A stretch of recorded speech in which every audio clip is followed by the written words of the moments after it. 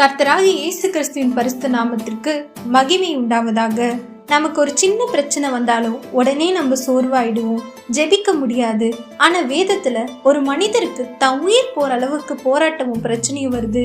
ஆனா அவர் சோர்ந்து போகாமல் என்ன பண்ணாரு தெரியுமா? தானியேல் 6:10. தானியேலோ வென்றால் அந்த பத்திரத்துக்கு கையெழுத்து வைக்கப்பட்டது என்று அறிந்த போதிலும் தன் வீட்டுக்குள்ளே போய் தன் மேல் அறையிலே எருசலேமுக்கு நேராக பல கண்ணிகள் திறந்திருக்க அங்கே தன் முன் செய்து வந்தபடியே தினம் 3 வேளையும் தன் தேவனுக்கு முன்பாக முழங்கால் படியிட்டு ஜெபம் பண்ணி ஸ்தோத்திரம் செலுத்தினான்.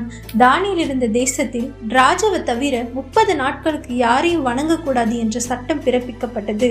ஆனா தானியேல் 3 வேளையும் கர்த்தரை ஜெபித்தும் துதித்தும் வந்தான். அதனால தானியேலை சிங்கக்கெபியில போட்டாங்க. ஆனா ஆண்டவர் தானியேல் உயிரை காப்பாற்ற சிங்கங்களின் வாயை கட்டி போட்டார். கர்த்தரை அறியாத அந்த ராஜா தானியேலுக்கு கர்த்தர் செய்த அதிசயங்கள் அற்புதங்களையும் கண்டு பிரமித்து போனா. பின்பு தானியேலின் தேவனை எல்லா ஜனங்களும் வணங்க வேண்டும் என்று கட்டளையிட்டான். தானியேல் வாழ்நாள் எல்லாம் கர்த்தர் ஜெயத்தை தந்து நடத்தினார். ஆமாங்க, இன்று நமக்கு ஒரு சின்ன பிரச்சனை வந்ததும் ஜெபிக்காம கடவுளை தேடாம சோர்ந்து போயிடுறோம்.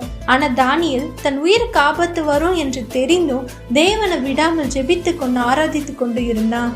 அதனாலதான் தானியேலை சிங்கங்களின் வாயிலிருந்து கர்த்தர் தப்புவித்தார். ஒரு சிலருக்கு ஜெபிக்கணும்னு ஆசை இருக்கும், ஆனா அவங்க வீட்டுல ஜெபிக்க முடியாது. ஜெபிச்சா பல போராட்டங்களும் பிரச்சனைகளும் தானியேலுக்கு வந்தது போல வரும்.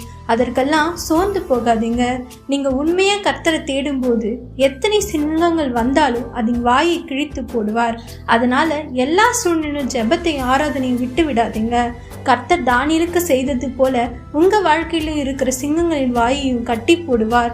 உங்களையும் தப்புவித்து ரட்சிப்பார். உங்களால தேவனை பற்றி அறியாதவர்களும் அறிந்து கொள்வாங்க. அதனால் தானியேலை போல இடவிடாமல் ஜெபித்து கொண்டு இருங்க. கர்த்தர் எல்லா காரியத்திலும் ஜெயத்தை தந்து நடத்துவார். ஆமீன்.